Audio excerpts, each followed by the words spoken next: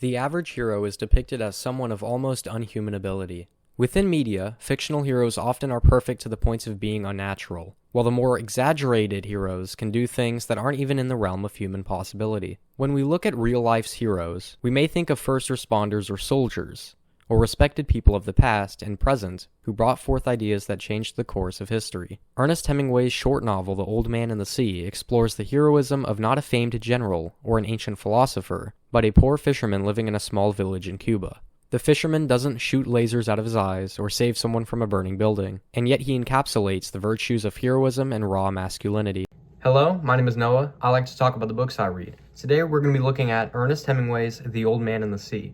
Santiago is an old fisherman living in a small fishing village close to Havana. He lives in a small shack with a few possessions and finds most of his enjoyments in fishing. Within Santiago's village lives a young boy named Manolin. Manolin deeply admires Santiago, as Santiago had taught Manolin how to fish ever since he was a little boy. The only real characters within The Old Man and the Sea are Santiago and Manolin, and it becomes clear that Santiago's real foundation in life is the ocean, not that of friends or family or connection. Manolin himself aspires to be a great fisherman, and his connection with Santiago fuels that ambition. However, Santiago has been rather unlucky. He hasn't caught a fish in the last 84 days, and after only 40 of those days, Manolin's parents would prefer him to fish with a more successful fisherman. Manolin, being a boy, obeys his father and leaves Santiago.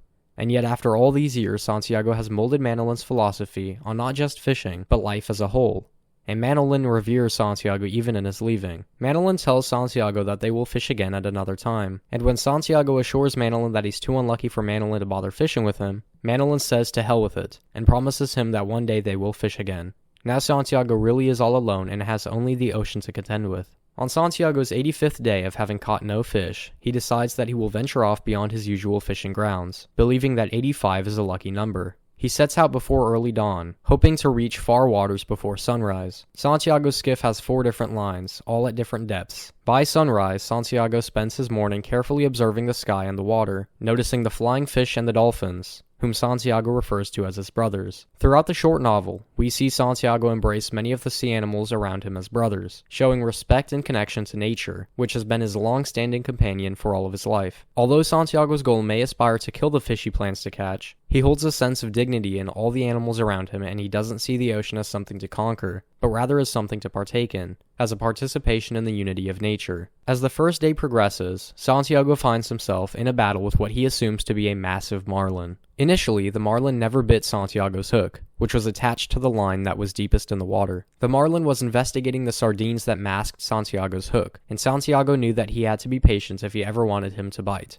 After hours pass, the marlin finally swallows the bait, and Santiago yanks the line with both hands, causing the hook to get deep into the fish's mouth. It's at that moment, where Santiago has caught the massive marlin, that he has won the story. Santiago not only succeeded in catching a fish after having not caught any for so long, but he also catches the biggest fish that he's ever caught, an 18-foot marlin. Santiago no longer has to view himself as unlucky or as a bad fisherman. Santiago can't wait to impress Manolin with the marlin, and he believes that his reputation as a fisherman in the village will be unburdened. What is immediately ahead of Santiago isn't so pleasant. He now has to manage to bring the fish back, which is much bigger than the boat and more powerful as well. Santiago is filled with determination and embraces the challenge. The marlin, being as big as it is, ends up controlling where the boat goes, as using the oars would be useless. The marlin drags Santiago all around the sea and doesn't give up. As the first night approaches, Santiago can't sleep, as he's holding onto the line with his bare hands. He is all alone, and there is only him, the marlin, and the other sea life around him which he has a fondness of.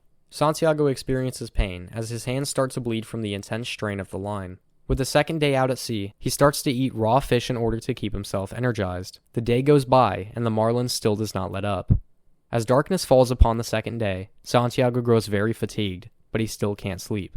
He begins to hallucinate and dreams of lions on the African beach. The marlin begins to swim in narrower circles, showing that he is tiring as well. Santiago's hands are cramped and bleeding from the line, and his shoulders and back are aching with pain, and yet Santiago continues his fight with the marlin. The third day has arrived, and the marlin is finally starting to let up.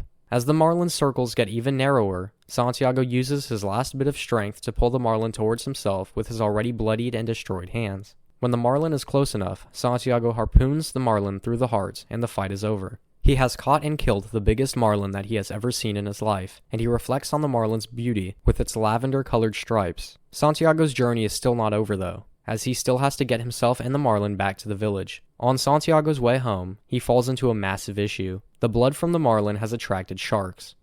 Despite being able to fend himself against the sharks, the marlin isn't so well guarded.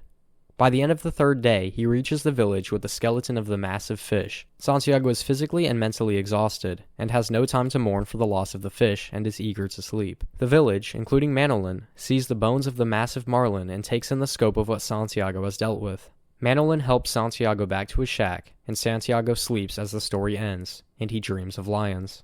Ernest Hemingway's The Old Man and the Sea is a short and yet unique book that displays the determination and courage of a man competing in the realm of nature, assuming his proper place on the hierarchy of man and beast, and basking in the challenges presented by life and giving it admiration in return. Santiago throughout the story is not hateful or complaining, despite the harsh realities that were given to him after having caught the biggest fish in his life and having it taken away from him after all of his effort in catching and killing the fish. The story could be interpreted as an anecdote for life itself, as Santiago was given life by nature and fought hard within its realm to win, in his case the marlin, and yet had it taken away from him, with only those around him to see what Santiago truly accomplished. Santiago has also been interpreted as an almost Christ-like figure, and there is symbolism throughout the book hinting at similarities between Santiago and Jesus. Santiago carries his mast like Christ carried the cross, and Santiago praises God and the Mother of God throughout the book as well, much like Jesus had done during his time on earth. Santiago suffered 3 days in his fight with the marlin and the sharks, mirroring the resurrection theme within the Gospels. Both the story of Santiago and the story of Jesus are redemptive, as they both fought and partook in the sufferings of life, and yet they were spiritually renewed.